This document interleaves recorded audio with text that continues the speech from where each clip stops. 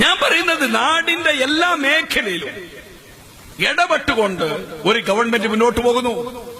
മുസ്ലിം league party ഒരു സമൂഹത്തിന്റെ സർവ്വ മേഖലയിലുമുള്ള ഉന്നമനം ലക്ഷ്യം വെച്ചുകൊണ്ടാണ് പ്രവർത്തിക്കുന്നത്. അതുകൊണ്ട് ഈ സംഘടനയ്ക്ക് കരുത്ത് പകരേണ്ട ബാധ്യത നമുക്ക് എല്ലാവർക്കും ഉണ്ട്. നമുക്കറിയാം, ഈ സംഘടനയ്ക്ക് കരുത്ത് പകർന്നത് ഈ തീരപ്രദേശത്തെ ജനങ്ങളാണ്. താനൂരിന്റെയും അതുപോലെ തന്നെ ഈ കേരളത്തിന്റെ എല്ലാ നിയോജകമണ്ഡലങ്ങളും എടുത്തു നോക്കിയാലും അറിയാം, ഈ കടൽ പ്രദേശത്തോട് ബന്ധപ്പെട്ട് കിടക്കുന്ന പഞ്ചായത്തുകളും മണ്ഡലങ്ങളും എടുത്തു നോക്കിയാൽ താനൂർ ഒരു വലിയ ശക്തി കേന്ദ്രമാണ്.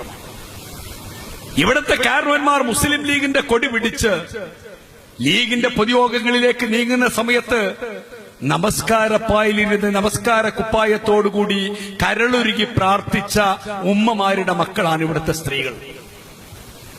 നിങ്ങൾക്കറിയാം, അവരുടെ പ്രാർത്ഥന ഒരു ഭാഗത്ത്, അവരുടെ പ്രാർത്ഥന മറുഭാഗത്ത് ഈ ആണുങ്ങളുടെ സംഘശക്തി, അവരാണ് ഈ കരുത്തായി മാറിയത്.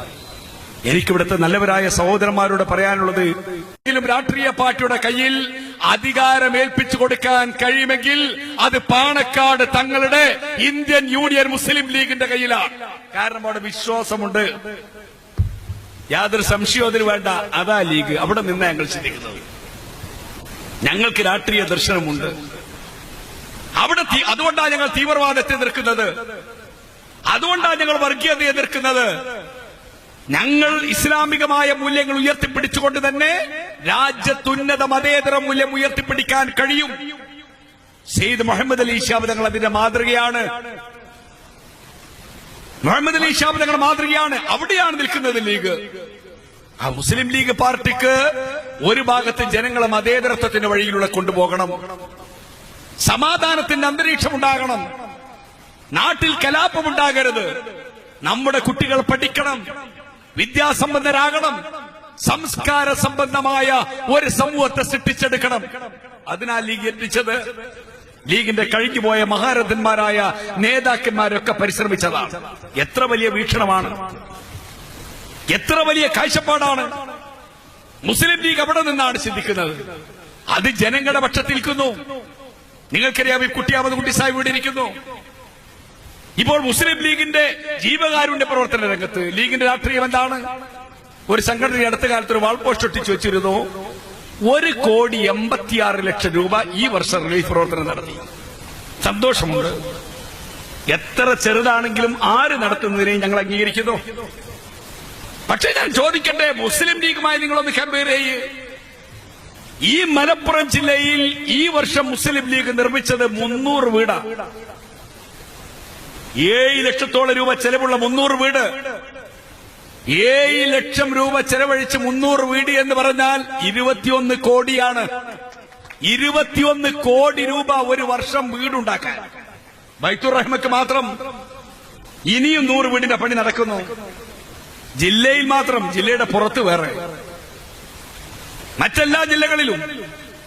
ഞങ്ങള് ഈ 25 കോടി രൂപയുടെ വീടുണ്ടാക്കി കൊടുത്തു എന്ന് അഹങ്കരിക്കാൻ പറയുന്നതല്ല. പക്ഷേ ഒരു രാഷ്ട്രീയ പാർട്ടി ഏറ്റെടുത്ത അതിന്റെ ദൗത്യം നിങ്ങളെ ബോധ്യപ്പെടുത്താനാണ്.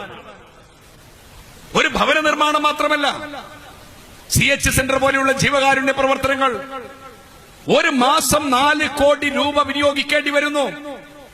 4 കോടി ഒരു മാസം. CH centre അനുഭവിച്ചവരുണ്ടാകും. ക്യാൻസർ രോഗികൾ, പാവപ്പെട്ട വൃക്കാരോഗികൾ, എത്ര ആളുകൾക്കാണ് തിരുവനന്തപുരത്തും കോഴിക്കോട്ടും CH സെന്റർ അതിന്റെ ആശ്വാസമായി മാറുന്നത്.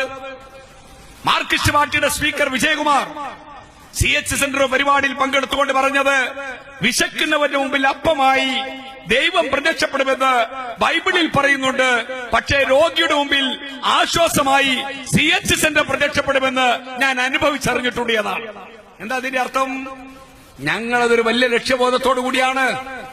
ഞാൻ രോഗിയായപ്പോൾ നീ എന്നെ സന്ദർശിച്ചില്ല എന്ന് അല്ലാഹു റബ്ബുൽ ഇസ്സത്ത് പറയുന്നുവെങ്കിൽ അല്ലാഹു റബ്ബുൽ ഇസ്സത്ത് രോഗിയാകില്ല. പിന്നെയോ, രോഗിയിൽ അല്ലാഹുവിന്റെ സമീപമുണ്ട്. രോഗി ആശ്വസിപ്പിക്കാൻ നമ്മൾ ബാധ്യസ്ഥരാണ്. ആ ബാധ്യത ലീഗ് ഏറ്റെടുക്കുന്നു. ജീവകാരുണ്യ പ്രവർത്തനങ്ങൾ ഉണ്ടാകുന്നു. അതോടൊപ്പം തന്നെ മുസ്ലിം ലീഗ് ഏറ്റെടുക്കുന്ന മറ്റൊരു ഡ്യൂട്ടി കൂടിയുണ്ട്. ഇവിടെ കുട്ടി അഹമ്മദ് കുട്ടി സാഹിബ് ഇരിക്കുന്നു. മുസ്ലിം ലീഗ് പരിസ്ഥിതി വിഷയം കൈകാര്യം ചെയ്യുന്നു. ഞാൻ അവസാനിപ്പിക്കുകയാണ്. എന്താ ലീഗ് അങ്ങനെ ഒരു കൈകാര്യം ചെയ്യുന്നത്? നിങ്ങൾക്കറിയാം, ഇന്നലെ ചന്ദ്രിക പത്രത്തിൽ കുട്ടി അഹമ്മദ് കുട്ടി സാറിന്റെ ലേഖനമുണ്ട് ജൈവ വൈവിധ്യത്തെ കുറിച്ച്. ഞാൻ ആ ലേഖനം ശ്രദ്ധിച്ചു. മരങ്ങളുടെ പ്രാമുഖ്യത്തെ കുറിച്ച് പറയുന്നു. ഭൂമിയിലെ മനുഷ്യന്റെ ജീവജാലങ്ങളുടെ, വൃക്ഷങ്ങളുടെ എല്ലാത്തിന്റെയും വൈവിധ്യം നിലനിർത്തേണ്ടതിന്റെ ആവശ്യകതയെ കുറിച്ച് പറയുന്നു. ലീഗിന്റെ ഈ നിലപാട് എന്താണ്? ഏതൊരു അടിത്തറയിൽ നിന്നാണ് ലീഗ് ഇത് ആരംഭിച്ചത്? ലീഗ് ഒരു പുതിയ രാഷ്ട്രീയമായി ചില ആളുകൾ കരുതിയത് രാഷ്ട്രീയമായി ലീഗ് എടുത്തൊരാശയമല്ല. ലീഗിന് ഇതിന്റെ ഒരു ബേസ് ഉണ്ട്. ഈ ലോകം അവസാനിക്കുന്നു, ഭൂഗോളങ്ങൾ കൂട്ടിയിടിക്കുന്നു, ലോകം തകരാൻ പോവുകയാണെന്ന് നിങ്ങൾക്ക് ഉത്തമ ബോധ്യമുണ്ട്. ആ സമയത്ത് ഭൂമിയിൽ നട്ടാൽ തളിർക്കുന്ന ഒരു മരത്തിന്റെ കൊമ്പ് നിങ്ങളുടെ കൈവശമുണ്ടെങ്കിൽ അത് ഭൂമിയിൽ നട്ടിരിക്കണം എന്ന് റസൂൽ കരീം മുഹമ്മദ് മുസ്തഫ സല്ലല്ലാഹു അലൈഹി വസല്ലം പഠിപ്പിക്കുക. എന്താ അതിന്റെ അർത്ഥം? ഇതിന്റെ ആവശ്യകതയാണ് നമ്മൾ ബോധ്യപ്പെടുത്തുന്നത്. അവൻ ലീഗ് പരിസ്ഥിതിയുടെ ഭാഗത്ത് കൈകാര്യം ചെയ്യുന്നു, ജീവകാരുണ്യ പ്രവർത്തനം നടത്തുന്നു, രാഷ്ട്രീയ പ്രവർത്തനം നടത്തുന്നു. ഒരു രാഷ്ട്രീയ പാർട്ടി എന്ന നിലക്ക് ജനങ്ങൾക്ക് ചെയ്യാൻ കഴിയുന്നത് ചെയ്യുന്നു. ഇപ്പോൾ ഈ ഗവൺമെന്റ് അധികാരത്തിൽ, ഈ ഗവൺമെന്റ് 2ാം വാർഷികം ആഘോഷിക്കുക. ഞാൻ ഒരൊറ്റ കാര്യം ചോദിക്കട്ടെ.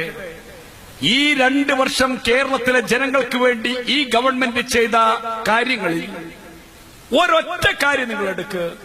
അതിന്റെ ദയയുടെ ഭാഗം മാത്രം നിങ്ങൾ എടുക്ക്, കാരുണ്യത്തിന്റെ ഭാഗം മാത്രം എടുക്ക്. ഡോക്ടർ എം കെ മുനീർ സാഹിബിന്റെ കോക്ലിയർ ഇംപ്ലാന്റേഷൻ ചെറിയ കാര്യമാണോ? ഒരു കുട്ടിക്ക് സംസാരിക്കാൻ കഴിയില്ലെങ്കിൽ, ചെവിട് കേൾക്കില്ലെങ്കിൽ, ആ കുട്ടിക്ക് സമൂഹത്തിൽ കൊള്ളരുതാത്തവനായൊരു മൂലക്ക് മാറ്റിയിരുത്തിയിരുന്നെങ്കിൽ ഇന്ന് അത്തരം കുട്ടികൾക്ക് 7.5 ലക്ഷം രൂപ നൽകിയിട്ട് ഓപ്പറേഷൻ നടത്തി ആ കുട്ടിയെ സമൂഹത്തിലേക്ക് കൊണ്ടുവരികയാണ്. നിങ്ങളറിയോ, അങ്ങനെയുള്ള കുട്ടികളുടെ പ്രാർത്ഥനാ ഗീതത്തോടുകൂടിയാണ് ഈ ഗവൺമെന്റ് 2ാം വർഷം ആരംഭിച്ചത്. അങ്ങനെ സംസാരിക്കാൻ കഴിഞ്ഞ കുട്ടികളുടെ പ്രാർത്ഥനയോടുകൂടി മനുഷ്യന്റെ പക്ഷത്ത് നിൽക്കുന്നു. 2ാം വാർഷികം ശ്രീ ഉമ്മൻചാണ്ടിയുടെ സർക്കാർ പ്രഖ്യാപിക്കുന്നത് 18 വയസ്സ് വരെ പ്രായമുള്ള ഏതൊരാൾക്കും ഏത് രോഗം വന്നാലും ആ രോഗത്തിന്റെ മുഴുവൻ ചികിത്സയും സർക്കാർ വഹിക്കാനുള്ള പദ്ധതി പ്രഖ്യാപിച്ചുകൊണ്ടാണ്. ഇത് ചെറിയ കാര്യമാണോ? ഈ ഗവൺമെന്റ് ജനങ്ങൾക്ക് വേണ്ടി ചെയ്ത നന്മ എന്ത് എന്നറിയണമെങ്കിൽ അതിന്റെ ഒരു മിനി സാമ്പിളാണ് താനൂർ.